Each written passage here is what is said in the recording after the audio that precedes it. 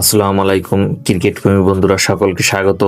আজকের এই ভিডিওতে আপনারা জানতে পারবেন ভারত বনাম জিম্বাবুয়ের তৃতীয় টি-20 ম্যাচটি বাংলাদেশ সময় কবে কখন অনুষ্ঠিত হবে এবং কিভাবে আপনারা লাইভ ভিডিও দেখবেন। তো সে বিষয়ে থাকছে বিস্তারিত আলোচনা।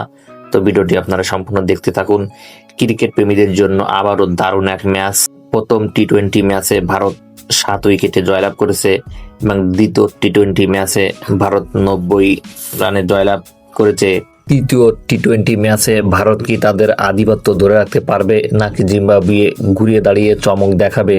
দুই দলের মধ্যকার এই লড়াই হতে যাচ্ছে বেশ উত্তেজনাপূর্ণ। ভারতের সম্ভাব্য একাদশে থাকছে তারকা ক্রিকেটরা, অন্যদিকে জিম্বাবুয়ে শক্তিশালী একাদশ নিয়ে মাঠে নামবে জয়ের লক্ষ্য নিয়ে।